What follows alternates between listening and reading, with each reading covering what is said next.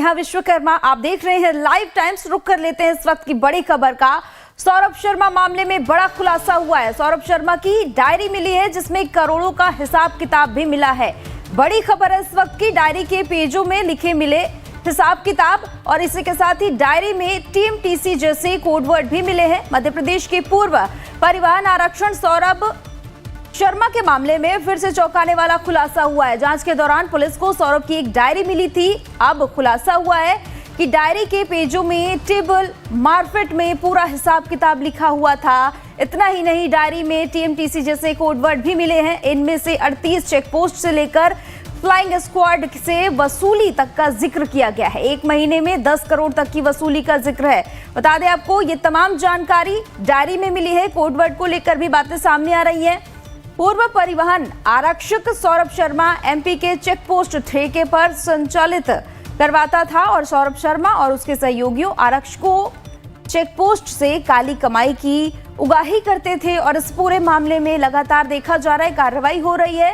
इस पूरी काली कमाई की डिटेल डायरी में सामने आ रही है और कहा जा रहा है कि डायरी में कुछ ऐसे कोडवर्ड भी हैं जिनको लेकर भी आगे देखा जाएगा किस तरह से जानकारी मिलती है। कांस्टेबल की काली कमाई की आपको जानकारी दे देते हैं। 52 किलो से ज्यादा का सोना बरामद हुआ है। 234 किलो से ज्यादा की चांदी भी बरामद हुई है। तो वहीं 10 करोड़ से ज्यादा का कैश बरामद हुआ है। 2 से ज्यादा कार और 2 से ज्यादा प्लॉट। ये तमाम जानकारी जो है वो सौरभ शर्मा को लेकर हम आपको दे रहे हैं। और बता दें आपको कि डायरी में क्या क्या मिला है ये भी बता देते हैं। डायरी में कोडवर्ड में लिखा मिला है टीएमटीसी और 38 चेकपोस्ट से वसूली का हिसाब किताब भी सामने आया है। सौरभ के ठेके पर ही चेकपोस्ट चलाए जाते थे। एक महीने में 10 करोड़ तक की वसूली।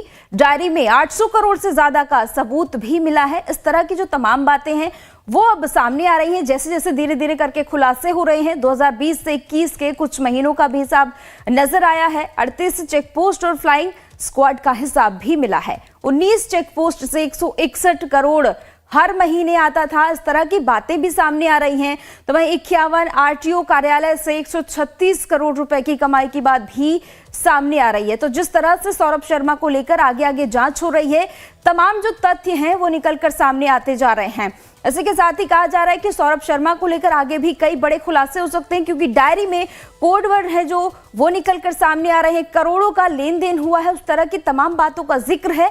और अब ये कहा जा सकता है कि जब एक एक करके सबूत सामने आएंगे तो उसमें और कौन से बड़े नाम हैं वो भी निकलकर सामने आ सकते हैं। मध्य प्रदेश का एक बड़ा नाम बनता जा रहा है। और इसी बीच अब बता दें आपको कि जो डायरी मिली है उसमें कुछ कोडवर्ड भी शामिल है।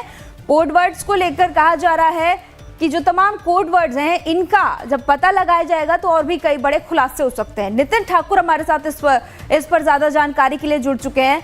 नितिन, डायरी मिली है, कहा जा रहा है कि उसमें कुछ कोडवर्ड्स का भी जिक्र है और क्या कुछ जानकारी इस पूरे मामले पर, ताजा जानकारी क्या है?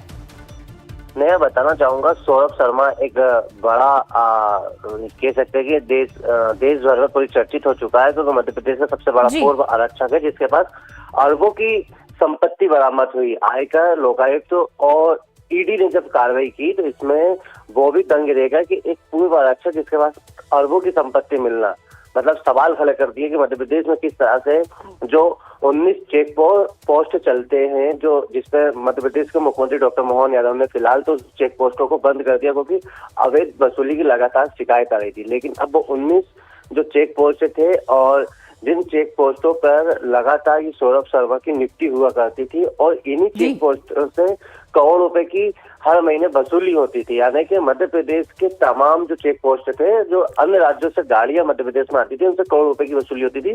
उसका ये बड़ा खुलासा हुआ है। जिस तरह से डायरियों के पेज के पन्ने अब सोशल मीडिया पर बाहर निकल कर आए ना, इन पन्नों ने चौंका दिया। यानी कि इसमें ये बताया भी जा रहा है जिस तरह से उसमें एक कोड वर्ड लिखा, टीएम का मतलब होता है ट्रांसपोर्ट मिनिस्टर और टीसी का मतलब होता है ट्रांसपोर्ट कमिश्नर।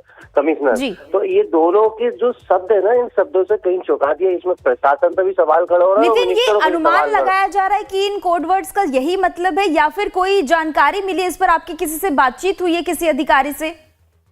ये बताया जा रहा है कि जो ग्वालियर क्षेत्र का एक व्यक्ति है जिसने प्रधानमंत्री को पत्र लिखा है ना, उसने इस टीएमसी और टीसी का मतलब जो होते हैं, जो पन्ने वायरल हो रहा है ना, इस पन्नों को लेकर उसने शिकायत की है। मतलब सौरभ शर्मा से तो जुड़े हुए जो तार हैं लगातार, जो अब शिकायतें सामने भी आ रही हैं।